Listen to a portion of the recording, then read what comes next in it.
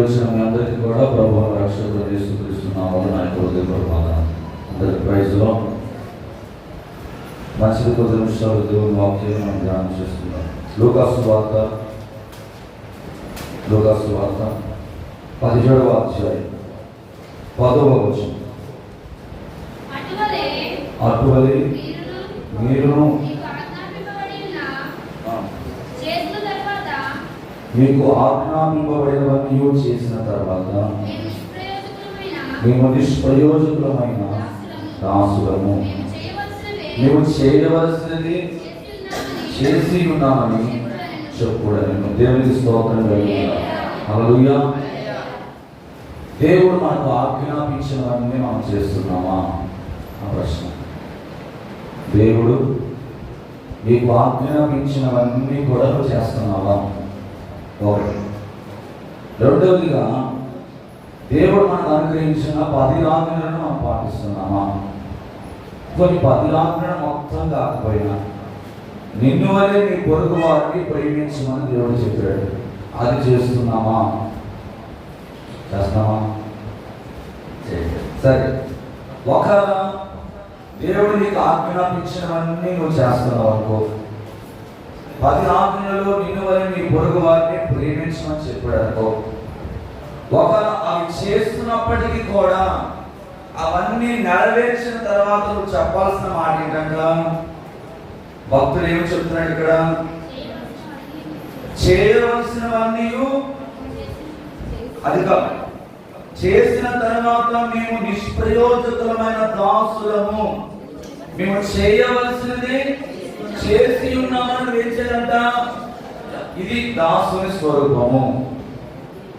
దాసుని స్వరూపం అంటే ఏంటండి? ఇదే దేవుడు నీకు ఆజ్ఞాపించినవన్నీ కూడా ప్రయత్నం, దేవుడు నీకు ఆజ్ఞాపించినవన్నీ కూడా నువ్వు చేస్తుండవచ్చు, చేస్తూ ఉన్నాం కదా. అలా నువ్వు చేస్తున్నప్పటికీ కూడా నువ్వు ఏమి కూడా గొప్పగా ఫీల్ అవ్వడానికి ఏమీ లేదు. అలా చాలా మంది ఏం చేస్తారంటే మొదట్లో దాసులుగా ఉండడానికి ఇష్టపడతారు. 1 సంవత్సర కాలం అయిన తర్వాత దాసుడు అనే మాట పోయి దేని కోరుకుంటారండి? యజమాని తత్వాన్ని కోరుకుంటారు. యజమాని పని ఏంటి? ఆర్డర్స్ వేయడం. అడుచం అడ్డు అడెలు, ఇవన్నీ కూడా ఎవరు చేసే పనులు? కానీ యేసుక్రీస్తు ప్రభువారు లోకంలో ఎలా ఉన్నారంటే ఆయన దాసుడుగా ఉన్నాడా, యజమానుడిగా ఉన్నాడా? కొరింథీ రాసిన మొదటి పత్రిక 15వ అధ్యాయం 9-10 వచనాలు కూడా ఒకసారి చూస్తే, మొదటి కొరింథీ 15వ అధ్యాయం 9-10 వచనాలు. ఏలయనగా నేను అపోస్తలులందరిలో తక్కువవాడను, దేవుని సంఘమును హింసించినందున అపోస్తలులను అనబడుటకు యోగ్యులను కాను. అయినను నేను ఏమై ఉన్నానో అది దేవుని కృప వలనని అయి ఉన్నాను, మరియు నాకు అనుగ్రహింపబడిన ఆయన కృప నిష్ఫలం కాలేదు. కానీ వారందరికంటే నేను ఎక్కువగా ప్రయాసపడినది నేను కాదు, నాకు తోడైన దేవునికి స్తోత్రం కలుగునుగాక. అపోస్తలుడైన పౌలు గారు చెబుతున్న మాటలు ఏంటండి? నేను అపోస్తలులందరిలో కూడా ఎలాంటి వాడు అంటున్నాడు ఆయన? తక్కువ వాడును. ఎందుకు? ఆయన ఎక్కడి నుంచి వచ్చాడో ఆ స్థితిని మర్చిపోవట్లేదు. హల్లెలూయా. ఒక్క నిమిషం అనిల్ అంబానీ, ముఖేష్ అంబానీ వారికి ఫోన్ చేస్తున్నట్లయితే ఒక 10 నిమిషాలు 20 నిమిషాలు ఉంటుంది, సైలెంట్ పెట్టండి. తర్వాత మీరు వెళ్ళి మాట్లాడుకోవచ్చు. దేవుడి స్తోత్రం జరుగుతుంది, అంతే కదా? హల్లెలూయా. మంచిది. ఎందుకంటే ఏం లేదు, ఫోన్ రావడం వల్ల మీ దృష్టి అంతా కూడా అటు వెళ్ళిపోతుంది. నేను చెప్పేదంతా కూడా ఏమైందంటే లేదు, కానీ కొంచెం నాకు టైం ఇస్తే, సహకరిస్తే త్వరగా ముందుకు వెళ్ళిపోవాలి. హల్లెలూయా. ఎక్కడి వరకు వచ్చాను? ఏం చెప్పాను? అపోస్తలుడైన పౌలు ఏమంటున్నాడు? అందరికంటే నేను తక్కువవాడను. ఎందుకంటే అతడు పూర్వము తనకున్న సాక్ష్యం ఏంటంటే అతడు హింసకుడు, హానికరుడు, దూషకుడు. క్రైస్తవులైన వారు అనేక మంది బాధించిన వ్యక్తి, అనేక మంది యొక్క రక్తమును కళ్ళతో చూసిన వాడు, క్రూరాతి క్రూరమైన మరణానికి దగ్గరగా వెళుతున్న అతి క్రూరమైన వ్యక్తులని జైల్లోంచి తీసుకొచ్చి వాడికి ఆఫర్ ఇచ్చిన వ్యక్తి అన్నమాట. ఏంటంటే మీరు అంతమందిని చంపితే మీ శిక్ష అంత వేగంగా, అంత క్రూరమైన వ్యక్తి. అటువంటి ఆయన చెబుతున్న మాటలు ఏంటంటే, ఇదిగో ఆయనను, ఈ మాటలు అర్థం చేసుకోవాలి. ఆయనను నేను ఏమై ఉన్నాను? అది దేవుని కృప వలనే అయి ఉన్నది, మరియు నాకు అనుగ్రహింపబడిన ఆయన కృప నిష్ఫలం కాలేదు. కానీ అందరికంటే నేను ఎక్కువగా ప్రయాసపడ్డాను, కానీ ప్రయాసపడినది నేను కాదు అంటున్నాడు. కేవలం ఆయన నాకు అనుగ్రహించిన కృప మాత్రమే. గమలీయేలు పాదముల దగ్గర విద్యను అభ్యసించిన ఒక గొప్ప వ్యక్తి, ఒక తత్వవేత్త, ఒక సువార్తికుడు, ఒక స్కాలర్, బైబిల్ స్కాలర్ అన్నమాట. ఒక మంచి విద్యను అభ్యసించిన పౌలు గారు చెబుతున్న మాట ఏంటంటే, నేను అందరికంటే ఎక్కువగా ప్రయాసపడ్డాను, ప్రయాసపడినందుకు ఆయన హెచ్చింపు పడడం లేదు, హెచ్చింపు పడడం లేదు, గర్వపడడం లేదు, అహం అనేది తనలో ఎంత మాత్రం కూడా చూపించుకోవడానికి ఇష్టపడలేదు. ప్రయాసపడినది నేను కాదు అని అంటున్నాడు. దేవుని కృపయే, దేవుని కృపయే. ఈరోజు మనం ఫిలిప్పీ రాసిన పత్రిక మనం ఒకసారి చూస్తే, ఫిలిప్పీ పత్రిక 2వ అధ్యాయము 7-8 వచనాలు ఒకసారి చదవండి. ఫిలిప్పీ 2వ అధ్యాయం 7-8 అమ్మా. మనుషులు పోలికగా పుట్టి దాసుని స్వరూపమును ధరించుకొని తన్ను తానే రిక్తునిగా చేసుకునేను, మరియు ఆయన ఆకారమందు మనుషుడుగా కనబడి మరణము పొందినంతగా, శిలువ మరణము పొందినంతగా విధేయత చూపిన వాడై తన్ను తాను తగ్గించుకొని, దేవునికి స్తోత్రం కలుగునుగాక. దాసుడు అనే మాట అర్థం ఏంటంటే బానిస. దాసుడు అంటే ఎవరండి? బానిస. దాసుడు యజమాని చెప్పిన 8 గంటల పని మాత్రమే చేసి ఏం చేస్తాడు? కూర్చుంటాడు. కానీ దాసుడైన వాడు అతనికి రెస్ట్లెస్ అన్నమాట. అంటే 24 గంటలు కూడా ఏ పని చెబితే ఆ పని చేయాలి, చేసేవాడే దాసుడు. ప్రభువైన యేసుక్రీస్తు వారు ఎలా ఉన్నారండి? ఆయన మనుషుని పోలికగా పుట్టి దాసుని స్వరూపము ధరించుకొని తన్ను తాను ఎలా మార్చుకున్నాడంట? రిక్తునిగా మార్చుకున్నాడు. దేవునికి స్తోత్రం కలుగునుగాక. ఈరోజు దాసుని మనసు, ఒక బానిస లాంటి మనసు నీకు కలిగి ఉన్నావా? ఈ మనసు ఎప్పుడైతే మనలో లేకుండా ఉంటుందో మనము యేసుక్రీస్తు ప్రభువులాగా మనం బ్రతకలేమండి. యేసుక్రీస్తు వారు ఎలాగైతే దాసుని స్వరూపం ధరించుకున్నారో, మార్కు సువార్త 10వ అధ్యాయం 44-45 కూడా ఒకసారి చదవండి. మార్కు సువార్త, మీలో ఎవడైనను ప్రముఖుడై ఉండగోరిన ఎడల వాడు అందరికీ దాసుడై ఉండవలెను. మనుష్య కుమారుడు పరిచారము చేయించుకుంటూ రాలేదు, కానీ పరిచారము చేయుటకు అనేకులకు ప్రతిగా విమోచన క్రయధనముగా. దేవునికి స్తోత్రం కలుగునుగాక. వింటున్నారా? హలో, చూడండి ప్రేమ వాళ్ళారా, ఎవడైనను మీలో ప్రముఖుడై ఉండగోరిన ఏమవ్వాలి? మొట్టమొదటిగా నువ్వు దాసుడుగా మారిపోవాలి. ప్రముఖుడిగా ఉండాలి ఎప్పుడు కూడా ఇష్టపడకూడదండి. క్రైస్తవులు ఎప్పుడు కూడా దేవునికి అందుబాటులో ఉండేవారిగా ఉండాలి. అసలు ఏముందని చెప్పి ఆయన మన అందుబాటులోకి వచ్చాడండి. మనం వెళ్ళలేదు ఆయన దగ్గరికి. యేసుక్రీస్తు ప్రభువారే పరలోకాన్ని విడిచిపెట్టి ఏ ఆయనకు ఆరాధన చేసేవారు లేరనా? ఆయనను కనపరిచేవారు లేరనా? కొన్ని కోట్ల మంది దేవదూతలు, కెరూబులు, శరాపులు, 24 పెద్దలు, 4 జీవులు నిత్యము పరిశుద్ధుడు పరిశుద్ధుడు అని ఆరాధింపబడుతున్న దేవుడు నీ అందుబాటులోకి వచ్చేసాడు. ఆయన దేవునికి స్తోత్రం.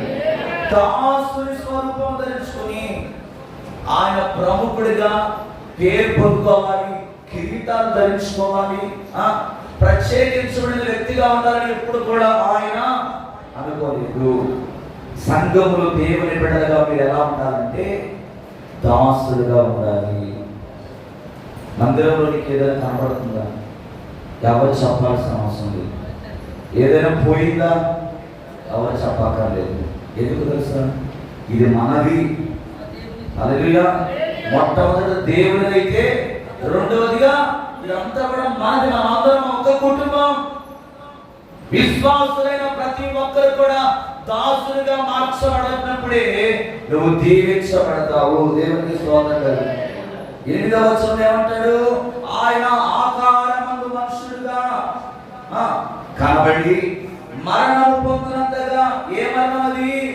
శిలువ మరణము పొందినంతగా తండ్రి అయిన దేవునికి ఆయన ఏం చూపించి ఉన్నాడు? విధేయత.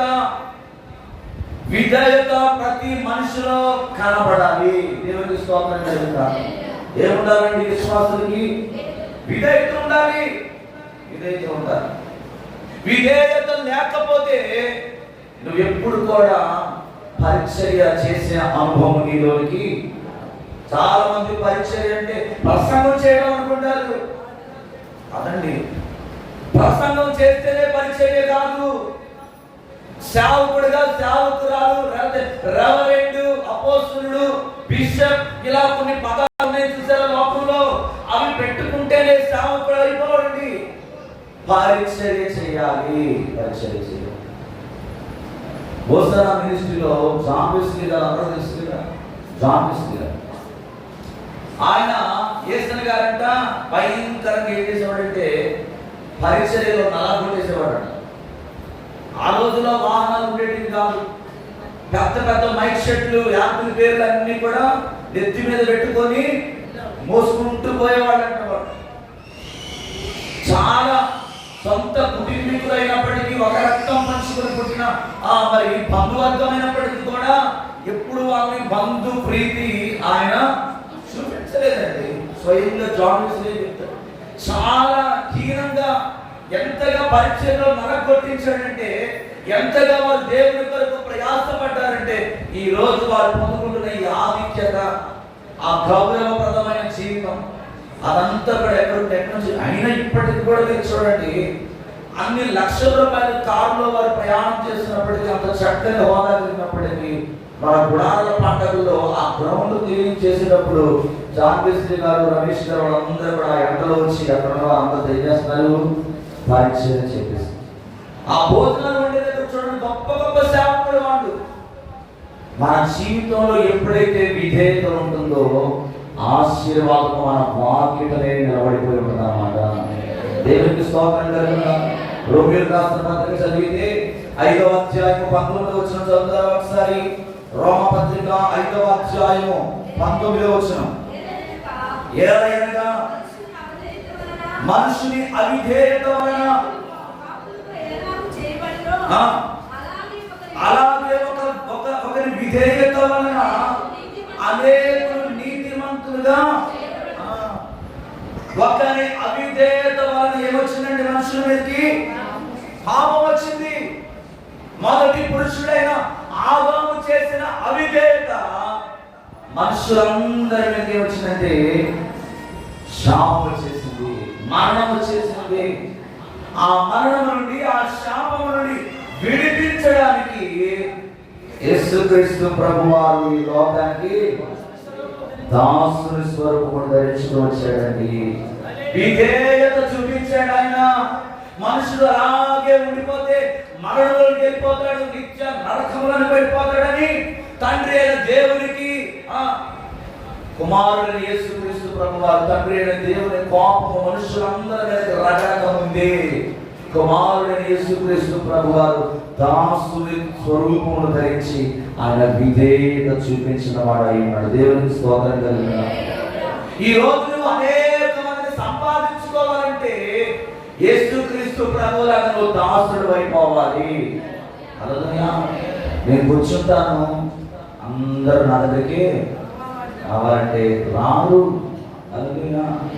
ఆత్మల సంపాదనను పొందుకోవాలంటే, ఆత్మను రక్షించాలంటే మనం దాసుడు అయిపోవాలి. కొరింథీ అంటాడు 9వ అధ్యాయం 19వ వచనంలో, నేను అందరి విషయంలో స్వతంత్రుడై ఉన్నాను, ఎక్కువ మందిని సంపాదించుకునేటకై అందరికీ నేను దాసునిగా చేసుకుంటే అని అంటున్నాడు పౌలు గారు.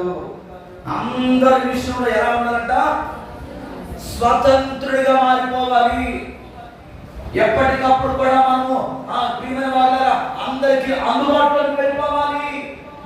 అందరి విషయమైన స్వతంత్రుడై ఉన్నాను, నేను ఎవరికి బానిసను కాను, కానీ ఎక్కువ మందిని సంపాదించుటకు అందరికీ నన్ను నేను దాసునిగా మార్చుకున్నాను అంటున్నాడు పౌలు.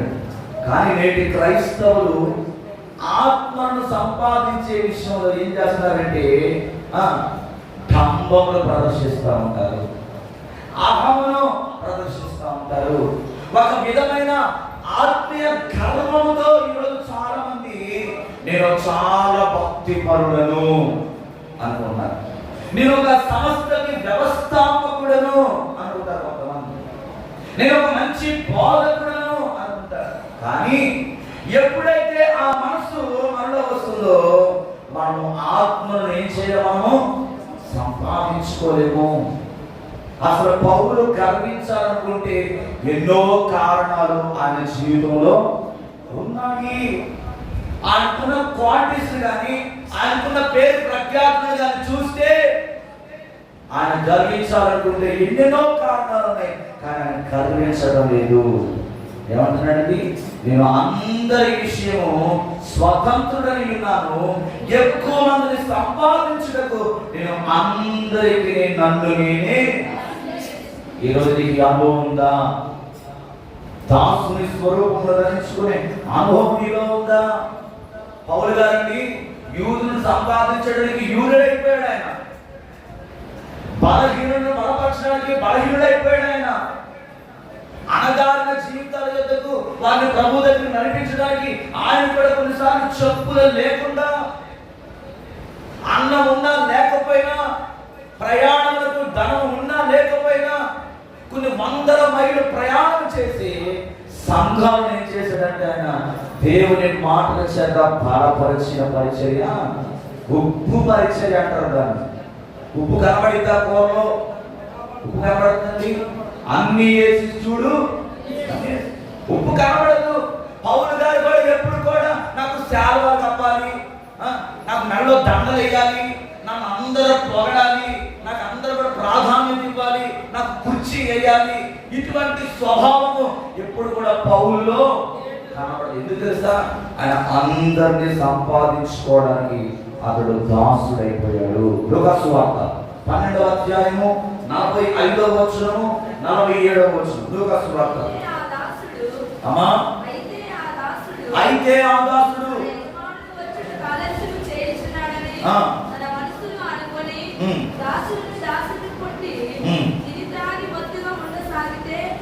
వాడు కనిపెట్టి దినములోని ఎరుగని గడియలోని ఆ దాసుని యజమానుడు వచ్చి వారిని నరికించి అపనమ్మకస్తులతో వారికి పాలు నియమించాడు. దాసుడు ఎప్పుడు కూడా ఏం చేయకూడదండి, తన ఇష్టం చేయడానికి వీల్లేదు. ఇక్కడ అదే చెప్తుంది కదా, నీ ఇష్టం చేయడానికి కాదు దాసుని యొక్క పని. మనం ఏం చదువుకున్నామండి? 45వ వచనం. అయితే ఆ దాసుడు నా యజమానుడు వచ్చుట ఆలస్యం చేయించున్నాడని ఇట్లా మనసులో అనుకుని ఏం చేస్తా ఉన్నాడు? దాసులను దాసీలను కొట్టి తిరిగి త్రాగి చక్కమత్తుగా పడుతున్నాడంట, మత్తుగా పడుతున్నాడు. వాడు కనిపెట్టని దినములలో ఎరుగని గడియలో ఆ దాసుని యొక్క యజమానుడు వచ్చి వాడిని ఏం చేశాడంట? నరికించి అపనమ్మకస్తులతో వాడికి పాలు ఏం చేశాడు? ఏమైపోయాడు? వాడు చనిపోయాడు. దాసుడు ఎప్పుడు కూడా యజమాని ఇష్టాన్ని ఎరిగి పని చేయాలి. అర్థమవుతుందా? మన యజమానుడు ఎవరు? యేసుక్రీస్తు ప్రభువారు. నీ ఇష్టాలన్నింటినీ కూడా పక్కన పెట్టి ఆయన ఇష్టం ఏంటో, ఆయన చిత్తం ఏంటో, పరిచర్య పట్ల కావచ్చు, నీ వ్యక్తిగత జీవిత విషయంలో కావచ్చు, కుటుంబపరమైన విషయంలో కావచ్చు, బిడ్డల విషయంలో కావచ్చు, ఎన్ని విషయాలు అయితే ఉన్నాయో వాటన్నిటి విషయంలో ఎవరి ఇష్టాన్ని అడగాలి తెలుసా? దేవుని ఇష్టమును ఎరిగి నువ్వు ఆయనకు దాసుడుగా పని చేయాలి. హల్లెలూయా. ప్రేమ లేని వారి ప్రేమ చూపించడము, దరిద్రులైన వారిని, దిక్కు లేని వారిని ఆదరించడం ప్రభువుకు ఇష్టమైన పరిచర్య. ఆయన దాసుని స్వరూపమును ధరించుకున్నాడండి. దేవునికి ఏది ఇష్టమో నీ అవయవాలు కూడా దేవుడు ఇష్టపడే నీతికి సాధనాలను ఏం చేయాలి? వాడుకోవాలి. దీనత్వము లేని వాడు ఎన్నడూ కూడా సమృద్ధిని, మన జీవితాల్లో ఎప్పుడు కూడా మనం ఎంత ఎత్తుకు ఎదిగినా కూడా మనలో ఏముండాలంటే దీనత్వం ఉండాలి. నీవు ఎన్ని సంవత్సరాలు క్రైస్తవుడుగా నీవు ఉన్నా లోకంలో ఒక సామెత ఉందండి. ఏంటి సామెతది?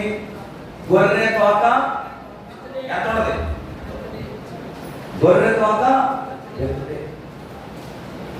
తోక ఎంత అయితే పెద్దడిగా ఉంటుందో నీ భక్తి జీవితం కూడా అలాగే ఉంటుందంట. ఏమి లేకపోతేనండి? దీన మనసు లేకపోతే, దాసుల యొక్క అనుభవం మనలో లేకపోతే, మనం ఎంత భక్తి చేసినా అదంతా కూడా ఏంటంటే వ్యర్థమైపోతుంది.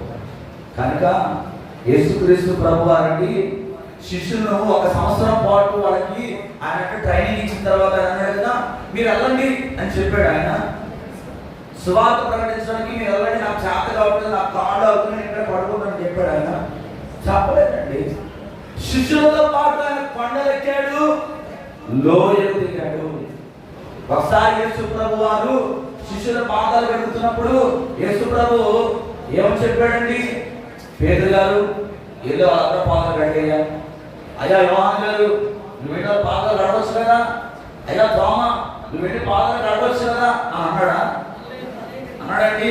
లేదు, యేసుక్రీస్తు ప్రభు వారు నడుముకు టవల్ కట్టేసుకొని ఆయన ఒక గిన్నెతో నీళ్లు తీసుకొని శిష్యులందరి పాదాలు ఏం చేస్తున్నాడు? ఆయన కడుగుతాడు. ఏంటి అదంటే తగ్గింపు జీవితము, దాసుని యొక్క విధి విధానం. అదేనండి యేసుక్రీస్తు ప్రభు వారి శిష్యులకు చెప్పినదే.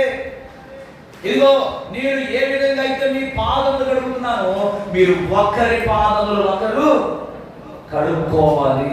దేవునికి స్తోత్రం కలుగును. యేసుక్రీస్తు ప్రభు వారు మనకు చూపించింది ఏంటంటే మాదిరికరమైన జీవితం.